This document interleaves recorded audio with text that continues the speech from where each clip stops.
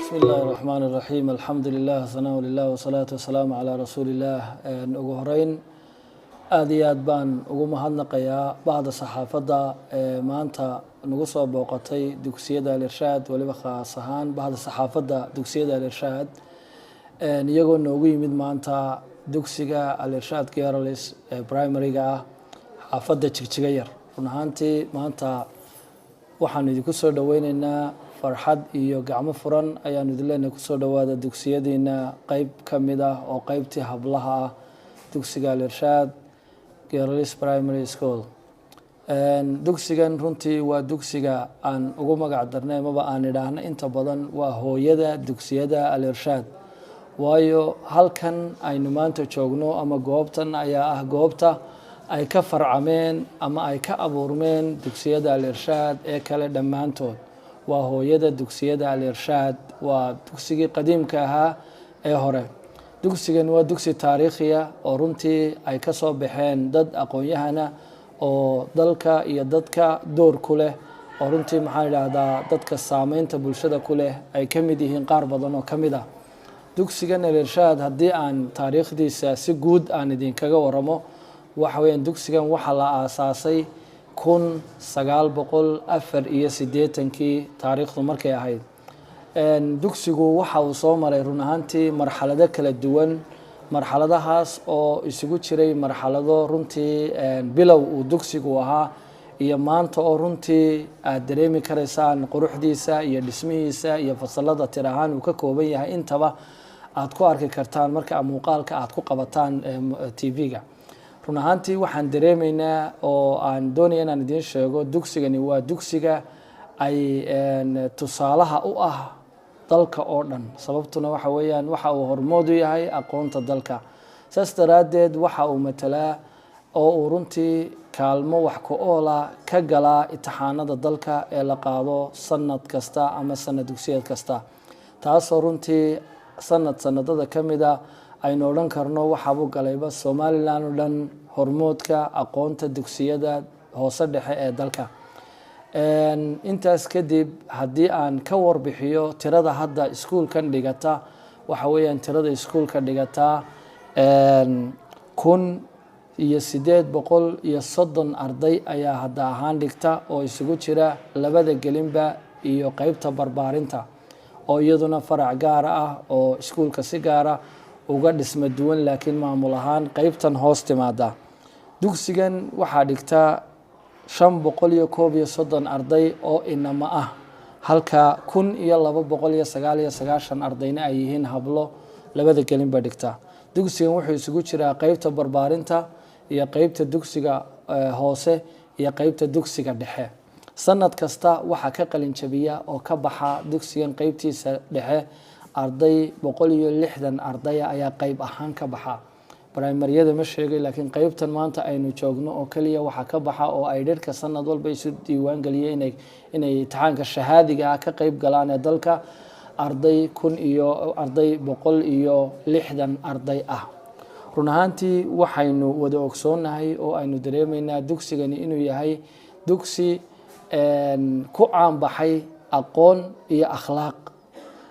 iyo akhlaaq labadaas oo ah bayska horumarka ummadda waxaynu wada dareemaynaa dhammaanteen iskuulkani inuu hormood u yahay akhlaaqda oo ah ta lagu soo xusho iyo aqoonta oo ta ah halbeega dugsiga waxa aynu wada ogsoonahay amaba aan doonayaa inaan maanta bulshaweynta ay daawanaysa u sheego dugsigan in ay macallimiin ka yihiin macallimiin mutakhasisiin ah oo runtii ku xeel dheer barbaarinta iyo waxbaridda ubadka yaryar ee dugsiyada hoose dhexe keejiga ku jira run ahaantii waxaynu wada dareemaynaa ilmuhu haddii aanu helin qof tabantaabiya oo jiheeya oo tusaaleeya oo uga tusaaleeya in aanu maxaan idhaahdaa heerka iyo hadafka iyo himilada aan leenahay dal ahaan inaynan gaari karayn laakiin haddii la helo macalin tayo leh oo aqoon ahaana tayo u leh akhlaaq ahaana dhisan in ay tahay taasi horumarka hiigsigiisa ama hadafkeena uu yahay ee dugsiyada al-irshaad mar walba ay maxaan idhaahdaa halbeega ka dhiganayaan waxaynu wada dareemi karnaa maanta macalimiinteena iskuulka ka howlgala dhammaantood waxay u tababaran yihiin oo loo tababaray inay barbaariyaan oo ay waxbaraan ubadkaasi aan gacanta ku hayno waxay khibrad dheer oo shaqo u leeyihiin runtii waxbaridda ubadka waxaynu wada dareemaynaa dhammaan marka aad TV-googa macalimiinta yadaasi aad eegtaan waxaad arkaysaan oo aad ka boganaysaan in dhammaantood heerkooga waxbarasho uu yahay heer jaamacadeed ka ugu yar uu heer jaamacadeed yahay marka runtii taas waxayna siinaysaa in aqoonta macalimiinta gudbinaysa maadooyinka loo dhiibay inay yihiin macalimiin aqoonteedii leh waxaad arkaysaan macalimiin khibrad shaqo leh oo ku soo jiray fiilka waxbarashada ama waxdhigineed muddo dheer oo dhowr iyo 10 sano qaarkood ay gaadhayso taas waxay ina tusinaysaa in iskuulkani uu yahay iskuul lagu soo hirto oo ummadda oo dhan tusaale u ah iskuulkan waxa uu training siiyaa oo uu tababaraa macalimiinta gudaha ku jira ee cusub ee shaqaalaha cusuba iyo macalimiin dibadda ka ah iskuulkeena oo si voluntary uga qayb qaata tababarada oo nala wadaaga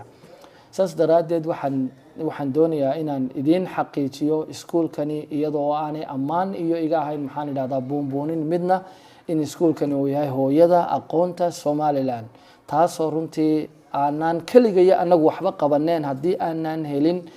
arday runtii waxbarashada jecel iyo waalid soo tabantaabiya oo gacanta ku haya waxbarashadooda runtii waxbarashaduna waxay ku midho dhashaa oo lagu gaadhaa hadafkeega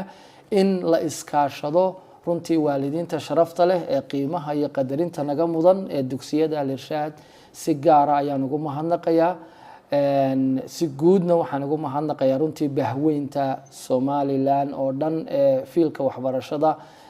ku dhex jirta haddii ay macalimiin yihiin iyo hadday arday yihiin iyo hadday waalidiin yihiin intaba waxaan idin leenahay ku soo dhawaada oo nagu soo booqda dugsiyada al-irshaad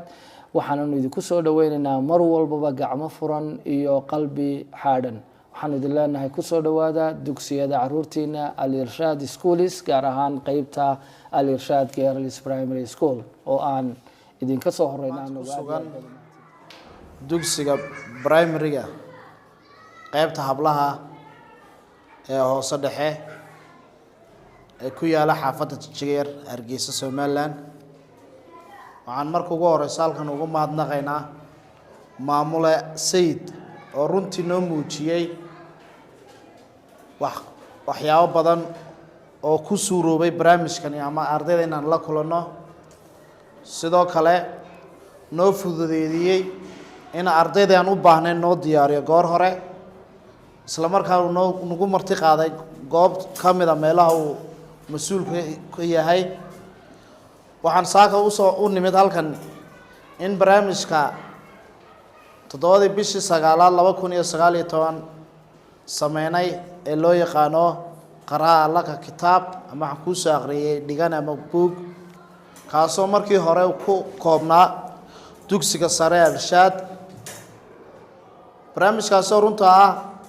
barnaamij loogu talagalay in ardayga uu ku barto weeyaga hababka wax loo aqriyo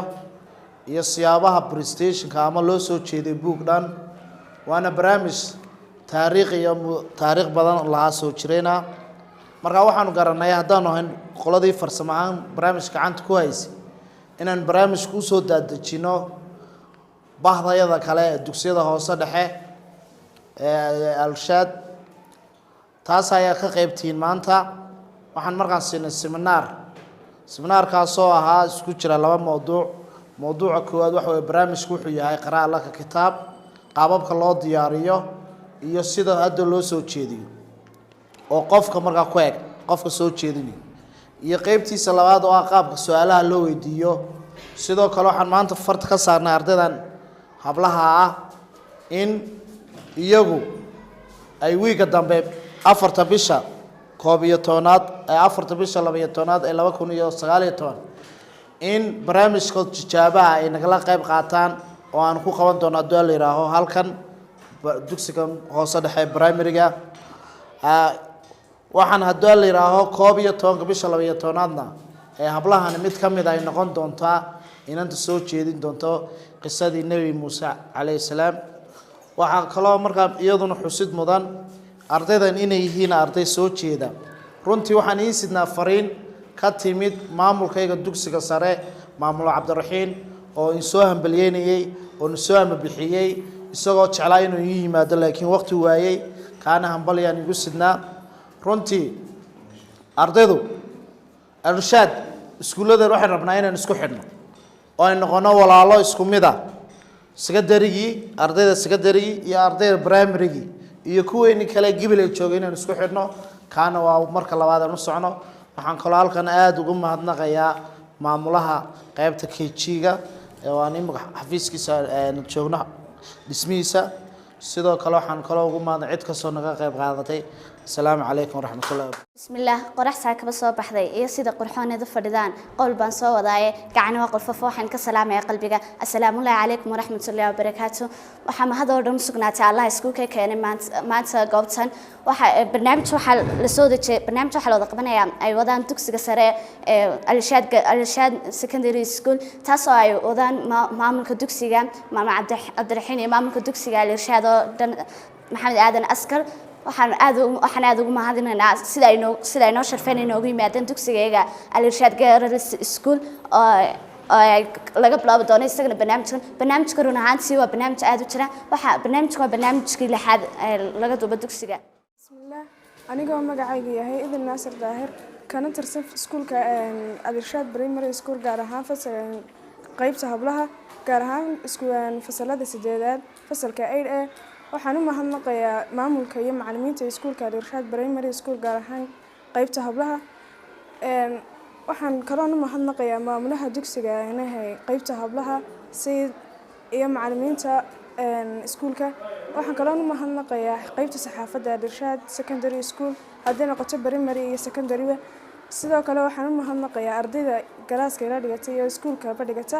waxaan u mahadnaqayaa dhammaan cidii ka qayb qaadatay barnaamijkan duubistiisa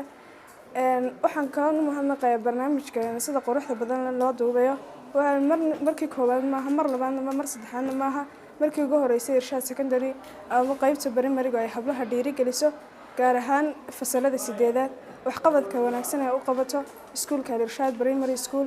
iyo qaybta secondary-ga sidoo kale waxaan u mahadnaqayaa dhammaan maamulka iskuulka cidii barnaamijkan gacan ka qaybgeysatay iyo qaybta saxaafadda Irshaad Secondary School